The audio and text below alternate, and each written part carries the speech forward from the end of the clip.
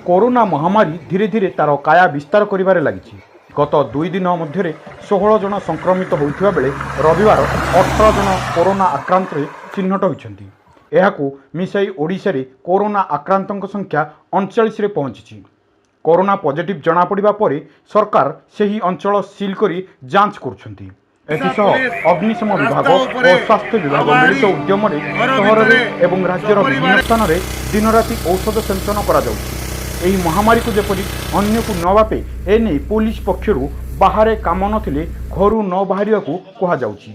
एने लोके कौन कहउछन्ति आसंतो सुनिबा। जानिथिबे जे कोरोना भाइरस नामक भूताणु सारा विश्वव्यापी समस्त को आक्रांत कर साराणी। एथिपाई आमर लोकप्रिय प्रधानमंत्री ओडिशार माननीय मुख्यमंत्री बहुत चिंता आउ सचेतन पाई बहुत आप्राण उद्यम चलैछन्ति।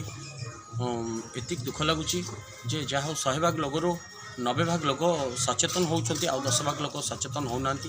ताको मु विनम्र निवेदन करुछि से माने सचेतन होंतु, कारण केवल यही भाइरस पाई केवल सचेतनता ही मुख्य, आउ किछि नहले सचेतनता ही मुख्य। आपण माने निजे सचेतन होंतु, निज परिवार को सचेतन करंतु।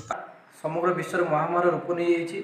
आपण केमिति कोरोना मुक्ति पाइबे, आपण निजे एवं आपण परिवार केमिति सुरक्षित रखिबे ताहा विषय आलोचना करंतु एवं आपण माने सोशल डिस्टेंस सरकार कहउथबा नीति नियम को मानतु। बार को जातुनी, गैदरिंग होंतुनी एवं निजे केमिति सुरक्षित रहिबे एवं सोसाइटी केमिति सुरक्षित रखिबे ताहा विषय आलोचना करंतु। घरे रहंतु, सुस्थ रहंतु। महामारी कोरोना एबे भयंकर रूप नहीं सारा विश्व रे एवं भारत रे। यह भारी चिंताजनक अटे।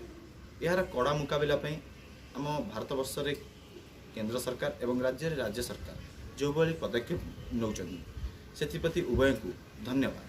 भारत वर्ष रे जो भली भाबे ए लॉकडाउन को समर्थन करिकि ए कोरोना मुकाबला करी आमे घरे रही निज सुरक्षा निजे करेछि, सेथिप्रति सारा भारतवासी को मो तरफ धन्यवाद। एवं राज्य सरकार एवं केंद्र सरकार जहाँ भी नियम लागू करेंगे से नियम को आमे माने मानी समस्ते घरे रहिबा, निज सुरक्षा निजे करिबा।